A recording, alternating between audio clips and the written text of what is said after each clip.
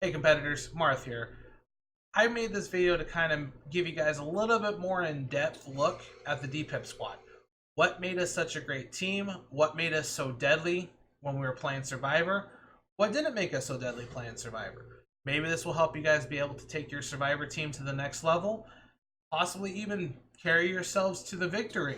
Because, you guys destroy as a Survivor group, you guys can probably take it easy on you if your killer isn't as good.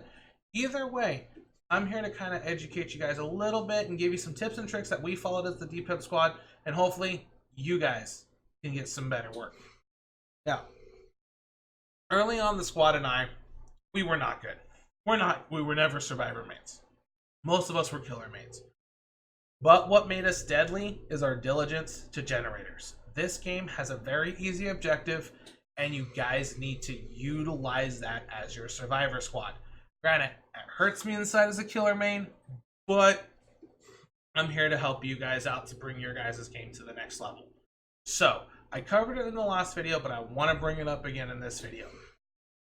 If you're not being chased or on the hook or being slugged, keep your butt on the generator. I have seen so many games to where I just sit there, oh look, someone just got downed. And I see somebody not doing a generator. They're working on a totem, searching a chest. Things like that. That stuff can be done at a later time.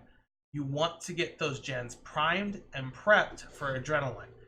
Rush them, get them down, get them done. And that will help you lead to victory. Now, the biggest thing is you never, ever, ever want to group up together and do gens together. Now, that also kind of extends out to you never want to do gens close to each other either. What do I mean by that? Because there's a lot of times if you guys end up doing the gens on the same side of the map, you do give the killer the opportunity to 3-gen you. So, and that can extend the game very long and can also even be deadly at times. So, ultimately what we did as the DPIP squad when we spawned in, we rushed to the first gen, whoever got there first, everyone else filtered out to the other sides. So, ultimately what that is we make sure that we never 3-gen ourselves as a squad. Now, it's tough to do. I know you want to kind of, be together as a team because that's what you guys are. But separation is key when dealing with the generators because ultimately, when you're working on it together, theoretically you can finish the gen faster than you could solo. But the thing is you're allowing yourself for the killer to come by and find 2 of you together. And now they've interrupted the progress of 2 survivors instead of just 1.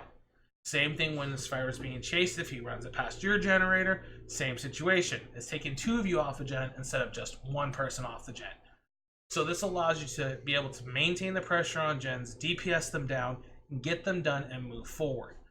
Now, the 2 biggest things I'm going to recommend to you guys is 1, work on your cohesiveness, and don't worry about bringing perks, go into a lot of public matches, and work on that teamwork and the communication. Most of the time, once you guys get good enough, you really won't be communicating too much. Mostly it's just going to be quick hot shots. Hey, Ruin here. Hey, I'm kiting him here. Okay, whatever. And you guys are joking around and doing what you guys need to do. The biggest thing is you guys need to know where your strengths are and where your weaknesses are. So, kiters, don't be cocky if because there's a lot of people that think they're good kiters when realistically they get caught pretty easily or they panic in mind games. A great runner doesn't panic in those mind games because what ends up happening is a killer's only tool is to make you panic and make the mistake in some places. If you are able to have the balls of steel and not fall for that, that is what makes you a great runner. Now, the other thing the squad and I did a lot is not cleansing Hex Ruin. When we got into matches and we found killers that had Hex Ruin, we would not cleanse it at all. We would never look for it. We would just do our generators. That's going to be the key to your guys' victory, even in the tournament. Once you guys are good enough at the Hex skill checks, it will never affect you. Yeah, granted, it's not going to give you extra progress, but the thing is you're not going to be wasting those precious seconds searching for that dang totem. Now, if whoever's being chased or you accidentally come across it, beautiful, cleanse it. But until then, practice those ruin skill checks, separate on those gens, work on the nerves when being chased. Hey, if you got those nerves, go into public matches.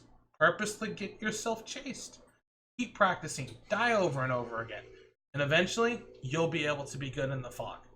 Other than that, guys, I hope you have a wonderful day. Hopefully these little bit of tips kind of helped you a little bit. I'll see you guys in the tournament.